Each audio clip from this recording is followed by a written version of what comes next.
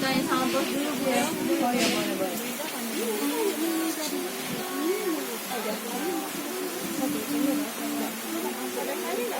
Peningkatan turun Mbak untuk baju sekolah anak-anak, apalagi ini kan Mbak tahun ajaran baru kan akan dimulai.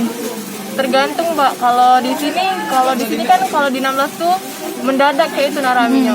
Kadang rami, kadang tidak, tapi alhamdulillah kebanyakan kita mulai sudah rami.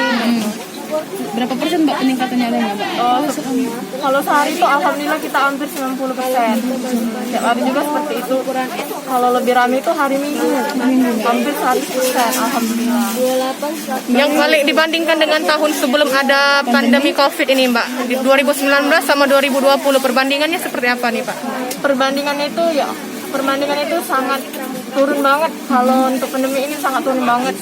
Beda banget sama yang kemarin. Kalau kemarin itu meningkat sekali. Untuk sekarang ini turun. Tapi tidak ada pengaruh ya Mbak, kan infonya tahun ajaran baru belum masuk sekolah, mereka tetap beli gitu Mbak? Tetap beli. Walaupun pandemi kan seperti ini, tapi mereka tetap membeli baju-baju ini.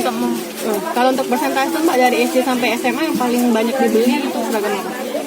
SMA, SMP itu paling banyak ya, karena kalau SD itu kan masih tanggung katanya, jadi SMP, SMA itu paling banyak banget yang beli. Alhamdulillah kami banyak berlakuannya. Untuk kisaran harga Mbak kalau dari SD, SMP, SMA? Baju-bajunya? Kalau untuk masalah harga itu kita cuma hanya beda seperti 5.000, 10.000, karena setiap naik ukuran itu naiknya 5.000, 10.000, kalau depan 10.000, kalau baju 6.000.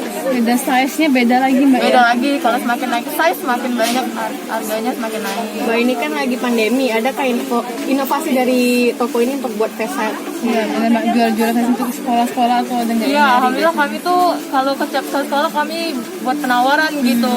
Buat penawaran, kami menawarkan juga untuk pandemi ini kami lebih giat lagi untuk menawarkan ke sekolah-sekolah gitu. Istilahnya jemput bola gitu ya? Iya. Jangan lupa subscribe, share, komen, dan like ya.